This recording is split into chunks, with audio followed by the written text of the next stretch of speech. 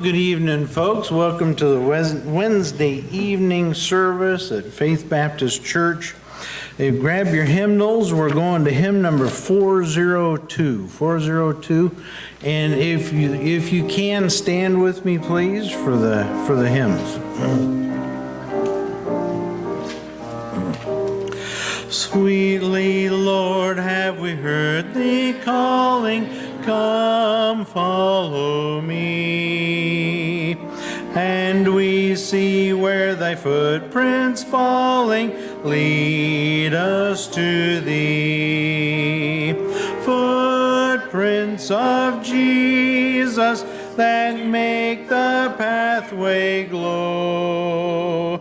We will follow the steps of Jesus where'er they go. On the third, if they lead through the temple holy, preaching the word, or in homes of the poor and lowly, serving the Lord.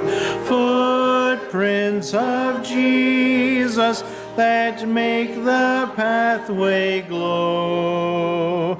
We will follow the steps of Jesus where'er they go. On the last, then at last when on high he sees us, our journey done, we will rest where the steps of Jesus and at his throne. Footprints of Jesus that make the pathway glow. We will follow the steps of Jesus where'er they go. Then over to 460. 460, he leadeth me.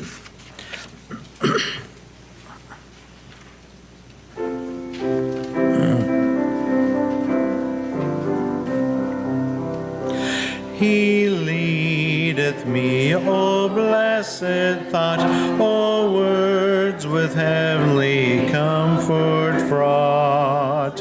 Whate'er I do, where'er I be, still 'tis God's hand that leadeth me. He leadeth me by his own hand, he leadeth me.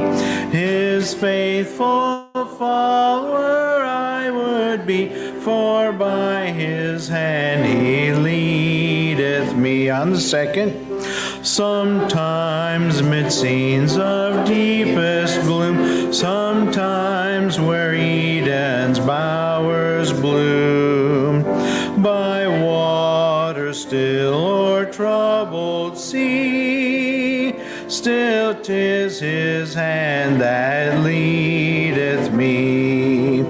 He leadeth me, by his own hand he leadeth me. His faithful follower I would be, for by his hand he leadeth me. On the last, and when my task on earth is done, when by thy grace the victory's won, in death's cold wave I will not flee, since God through Jordan leadeth me. He leadeth me, by his own hand he leadeth me. His faithful follower I would be, for by his hand he leadeth me. You may be seated.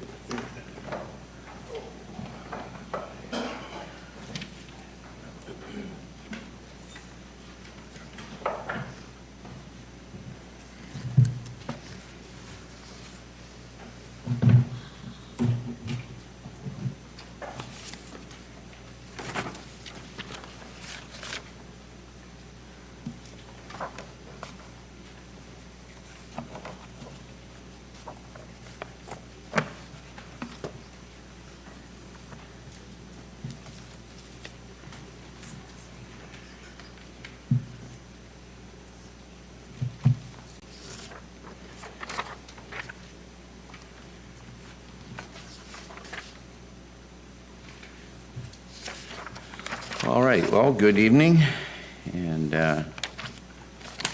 we are in Matthew chapter 13, and we are in the section talking about the leaven, and in verses 33 through 35. And I'd given you when you read the scriptures, the reason why I'm giving you some of these, like 3 or 4 different interpretations, I believe one is more correct than the others, but you need to understand how some people form a doctrine off this that may not really be a biblical doctrine. In other words, it's kind of a tangent. So I'm giving you these various interpretations, so when you reading somebody, then, oh, I can see where they're coming from. And that's really not the correct way to do it or interpret it. So that's why I'm giving you some of these different interpretations. So I'm not advocating that they're all right. All right, so this one, as we're going to look at here, interpretation number 3 in relation to what is the leaven. That's the main thing we've got to determine here in this parable, and what the leaven is, and then what is Jesus Christ trying to teach in this parable. Parables normally are much like proverbs. They have one central truth, and so sometimes you can go off in too many tangents, and that really wasn't the purpose. But as we look at this, it says this interpretation says the message of the leaven is false doctrine and living. And as we're going through here and looking in this these parables, we see that this is really the 4th mystery. So he's been telling several parables. The last one he told, we just looked at, was the grain, the mystery of the grain of the mustard seed. And the main thing that it was talking about there was the church had a small beginning, and it did increase, and it grew. But the main thing one of the main things he was teaching was about the birds that came and roosted in the branches of the tree. And he was saying that those are false believers. They're not true believers or teachers. And that is quite evidence today, as you realize. There are, in fact, Jesus in other places, and Paul, all of them warned that there would be false teachers coming in. So this leaven, in this interpretation, is saying leaven is talking about false doctrine and false living. And I had down here Matthew 16 and verses 6 through 12. And here in Matthew 16, if you'll turn there, Jesus interprets the symbol of the leaven. And so I'm going to read 6 through 12. You can follow along. Then Jesus said unto them, take heed and beware of the leaven of the Pharisees and of the Sadducees. And if you know, Sadducees are sad because they don't believe in resurrection, so that's why they're sad. Anyway, and they reason among themselves, saying, it is because we have taken no bread. Which when Jesus perceived, he said unto them, O ye of little faith, why reason ye among yourselves, because ye have brought no bread? Do ye not yet understand, neither remember the 5 loaves and the 5,000, and how many basket she took up. How quickly, Mike was really emphasizing, remember, remember, remember. And we do need to remember, because we do forget. At least I do. My memory is getting shorter all the time. But notice what he said. How is it that you or ye do not understand that I spake it not to you concerning bread, that you should beware of the leaven of the Pharisees and the Sadducees? Then understood they how that he bade them not beware of the leaven of bread, but of the doctrine of the Pharisees and of the Sadducees. So in this case, the leaven is referring to false doctrine and false living. And the mustard seed, the birds were kind of on the outside.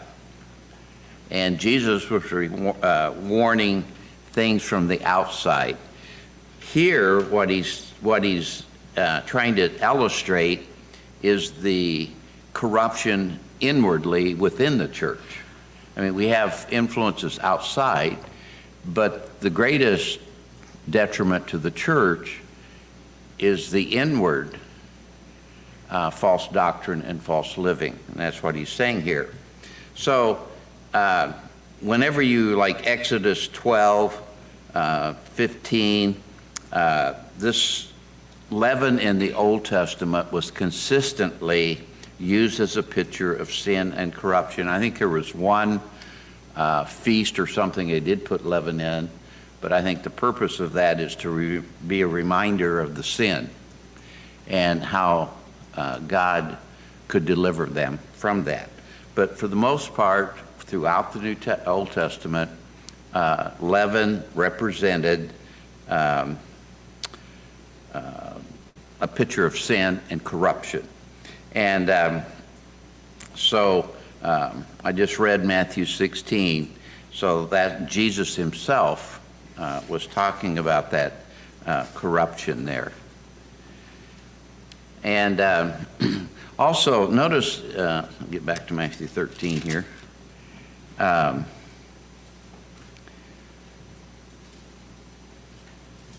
He said, another parable spake, this verse 33, spake he unto them, the kingdom of heaven is like unto leaven, which a woman took and hid in 3 measures of meal, and till the whole was leavened. Now, we read that, and we just gloss over it, but do you realize 3 measures of meal was enough to feed 100 people? That was a lot. And actually, it would have offended the Jews to think you took that much meal and corrupted it with leaven. And so that would have gotten their attention. I mean, we just gloss over it because we don't think about it. You know, it'd be like, you know, saying, you know, I lose 300 pounds of flour and put some leaven in it. That's a lot of flour. Well, that's a lot of meal here. And so one of the things in one of the interpretation, and this was people who believed, it's not as prevalent today, but several years ago, a lot of churches had the doctrine that, you know, the world's going to get better and we're going to usher in the kingdom. And that's not going to happen because it says this really can't be a picture of the church gradually influencing the whole world for good. It just doesn't happen. And but it's rather a context showing that there's going to be increasing opposition to the church, and that the church is going to be threatened by corruption and impurity. We see that today. I just on the news the other day, there was the Southern Baptist Convention expelled 5 or 7 churches.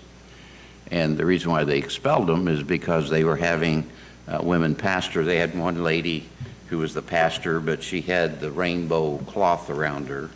And so they're trying to do a lawsuit to get back in. Well, that's the corruption. And I think they're very liberal. The United Methodist Church organization, 5,000 churches have left them because of, at least I'm glad that they're seeing it, because of the corruption of what they're teaching. And so I wrote down a quote from G. Campbell Morgan. He wrote that the leaven represents paganizing influences that brought false doctrine into the church. Now stop and think for a moment. In our devotions, we're going through, Patty and I are going through Pauline epistles right now, but time and time again, Paul would start a church, get them going, and then immediately who would come? The Judaizers. You got to follow the law. And so they immediately tried to bring in the false doctrine. And so we need to be aware of that too. So what are some of the basic, I really believe this is the major interpretation of this parable, really what it's trying to teach. What are some applications that you and I could draw from this? Well, first of all, A there, believers should be alert to leaven in the church. And we need to realize also the wiles of the devil and the things that he will try to do. I was just listening to a pastor today, and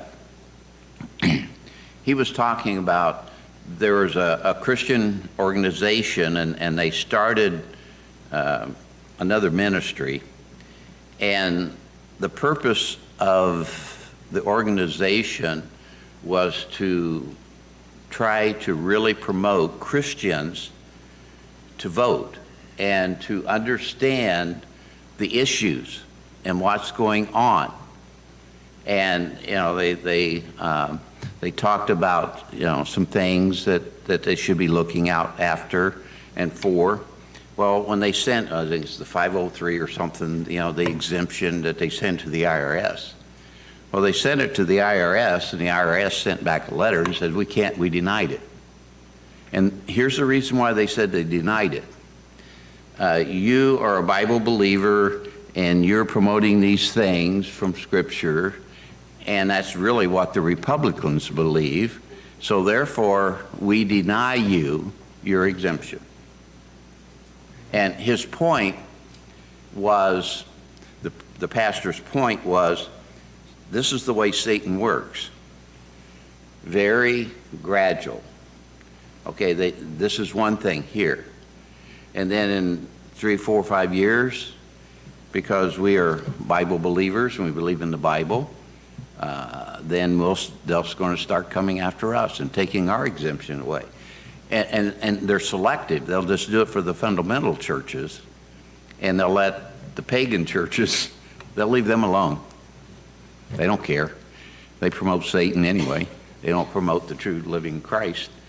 So his point is persecution is going to be coming to the United States of America. And we've all lived long enough in our lifeline time. It's unbelievable in the last 10 years how much the United States of America has digressed. So also, letter I under there, leaven pictures hypocrisy. Hypocrisy. Here's the verse, Luke 12:1. In the meantime, when there were gathered together an innumerable multitude of people, insomuch that they trod one upon another, he began to say unto his disciples, first of all, beware ye of the leaven of the Pharisees, which is hypocrisy. So one of the leavens is hypocrisy, and I talked about that a little bit last week. Hypocrisy of people saying, well, I can't go to church because there's too many hypocrites. Well, they're being a hypocrite saying that. You know, they're saying, well, I'm better than you. Also, leaven also pictures carnality in the church. Carnality. And the verse for that is 1 Corinthians chapter 5, 6 through 8. Your glorying is not good. Know ye not that a little leaven leaveneth the whole lump? Purge out therefore the old leaven, that ye may be a new lump, as ye are unleavened. For even Christ our Passover is sacrificed for us. Therefore let us keep the feast, not with old leaven, neither with the leaven of malice and wickedness, but with the unleavened bread of sincerity and truth, which is just the opposite of carnality, which is operating in the flesh rather than the spirit of truth and sincerity. So it pictures carnality. Third, leaven pictures Satan's persuasion to disobey.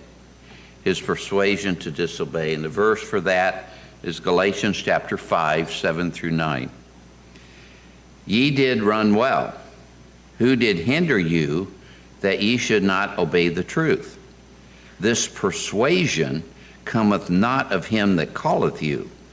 A little leaven leaveneth the whole lump. And so Satan, his wiles, you need to be aware of his persuasion. Then letter B, believers should dispel any leaven in the church. And 1 John chapter 4, verses 1 through 6. So if you want to turn there, I'm going to read verses 1 through 6. Beloved, believe not every spirit, but try the spirits, whether they are of God, because many false prophets are gone out into the world. Hereby know ye the Spirit of God. Every spirit that confesses that Jesus Christ is come in the flesh is of God.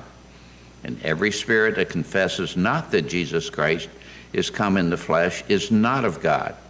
And this is that spirit of the Antichrist, whereof ye have heard that it should come, and even now already is it in the world.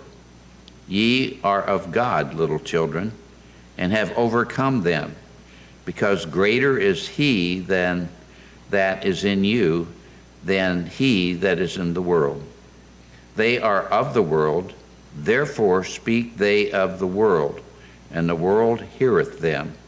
We are of God. He that knoweth God heareth us. He that is not of God heareth not us. Hereby know we the spirit of truth and the spirit of error. So that's why God in another section goes through the process of church discipline. But we do need to realize that occasionally that may happen. So point number 3, when we look at the secular church, I have some thoughts under here. First of all, the secular church is dominated by the world. That's what Jesus was saying here, or in these verses I just read, or John was. Also, when we say it's dominated by the world, okay, what does that mean? Well, I'm going to give you 4 things here. The world's wisdom. That's why the Germans had this philosophy, the Russians, communists had this philosophy, and our government today has this philosophy. And we believe this philosophy, and that is, it is important that we as Christians, we should be imparting truth to our children.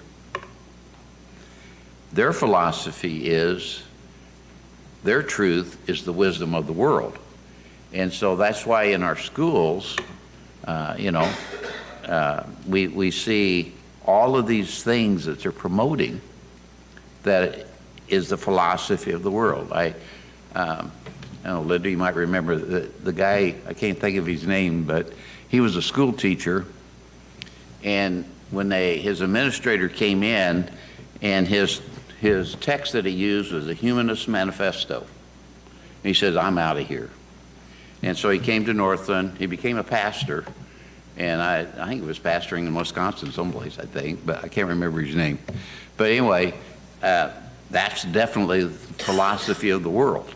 And that was back in the 70s. I remember Patty, when she went to school there at IU, Ooey Pooey in Indianapolis, and she was taking some kind of philosophy, and that's all they talked about. And she said, I can't do this. And so she got out of that class. But also the world's theology. And we just read some verses, and the main, I know I said this in my Sunday school class, whenever you meet somebody and they have kind of a different thinking, the key question is, what do you believe about Jesus Christ? What does your, I don't call it cult, but what's your belief about Jesus? And so I'm sure with your friend there that's got a mixture of everything, he has a lot of different views. But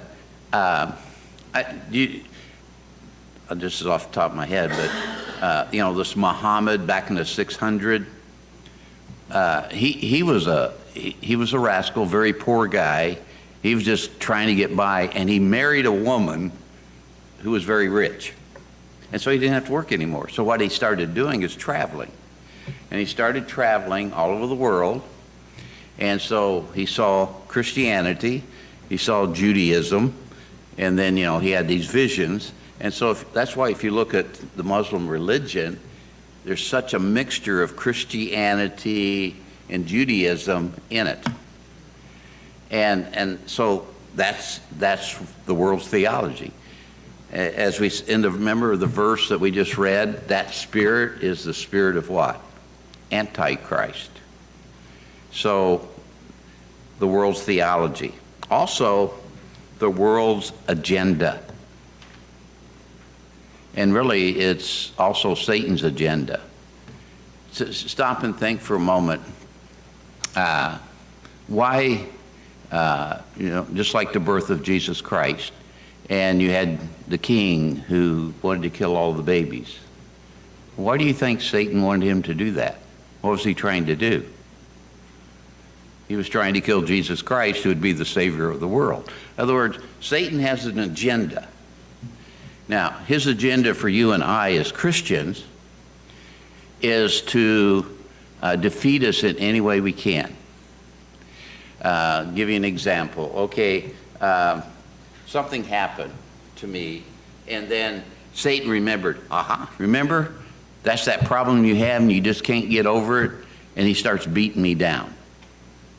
And they're saying, there was something happened the other day, my mind, there was I can't remember the guy's name, but he said, music paints pictures.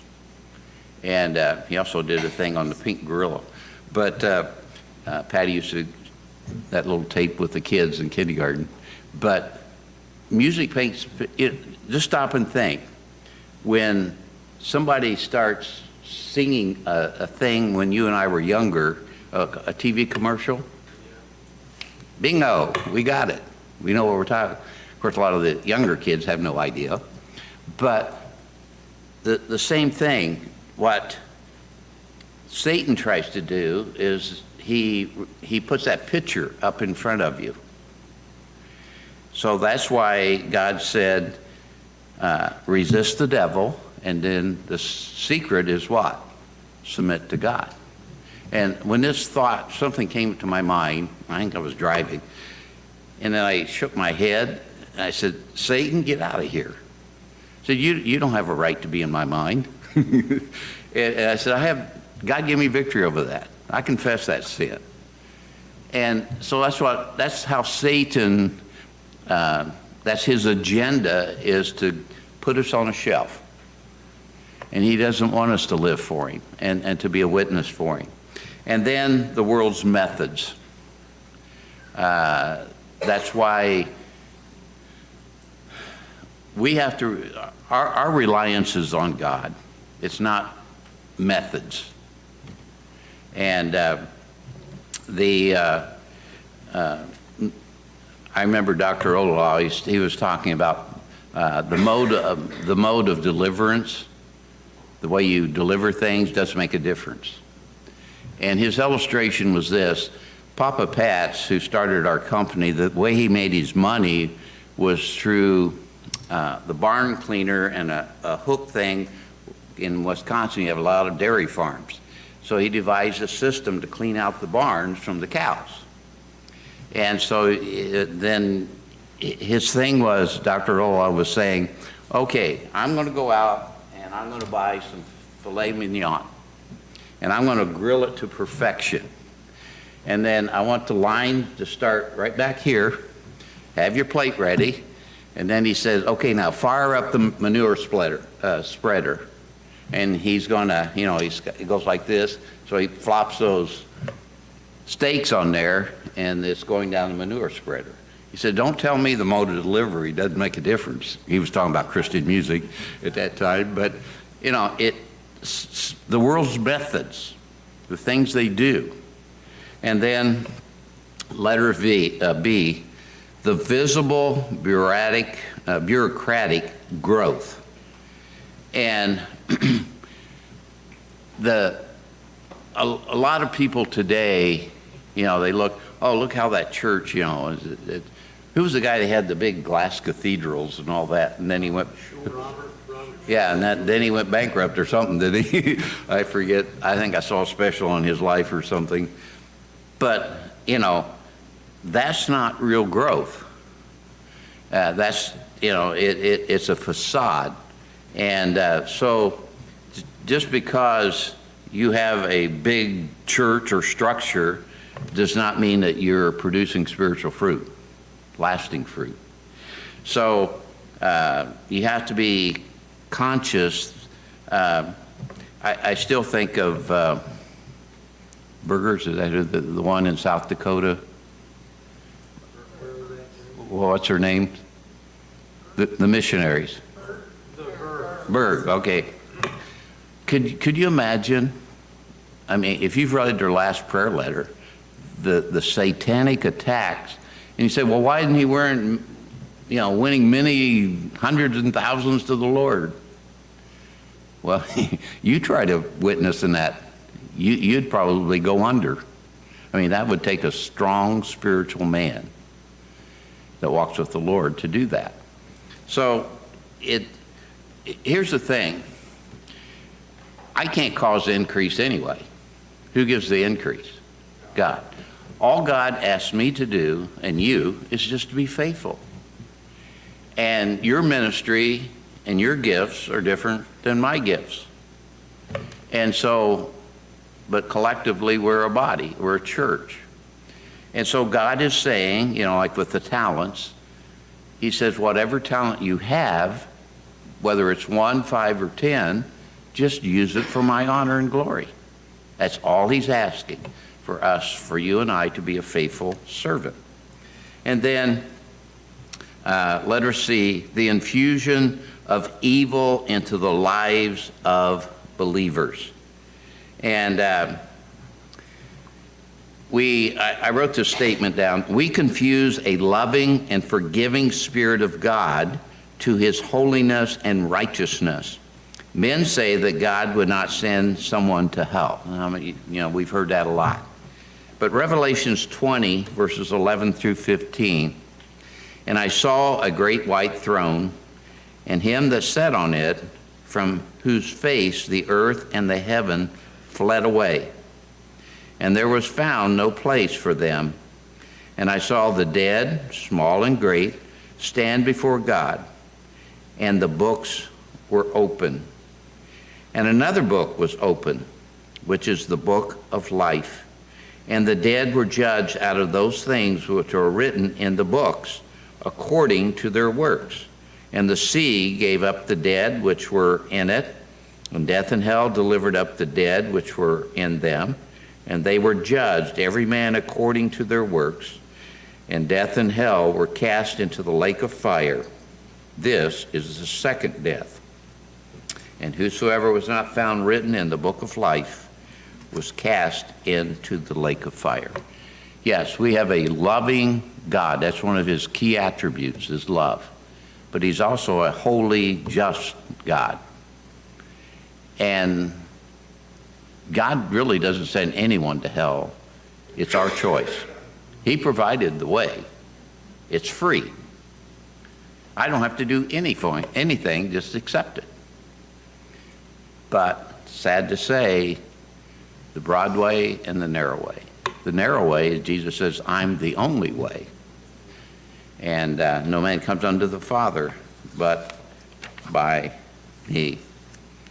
And of course, those of us who are saved, we're going to face a judgment seat also. It's not the judgment of condemnation. That's been taken care of. But it's going to be, as I said, God wants us to be faithful. That's what he's going to judge us on. Were you faithful? 2 Corinthians 5:10, for we must all appear before the judgment seat of Christ, that everyone may receive the things done in his body according to that he hath done, whether it be good or bad. So here's the summary. I think this is in your notes, isn't it, there? Jesus is giving a series of parables in which he is illustrating the kingdom of heaven began with the sowing of the word in the hearts of men. Much seed did not bear fruit, but some was fruitful. Satan opposed the work of God by sowing counterfeit Christians, by encouraging a false growth, and by introducing false doctrine.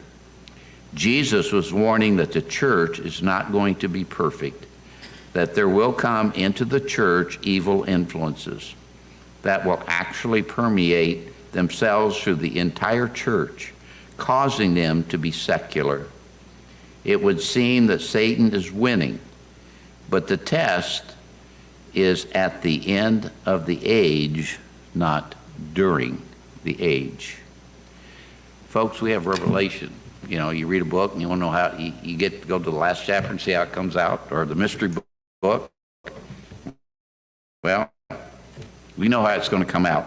2 Corinthians 15, but thanks be to God, which giveth us the victory through our Lord Jesus Christ. Therefore, my beloved brethren, be ye steadfast, unmovable, always abounding in the work of the Lord, for as much as ye know that your labor is not in vain in the Lord. So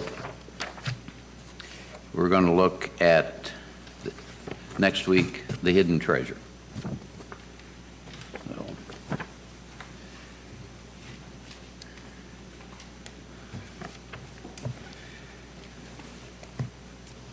this is a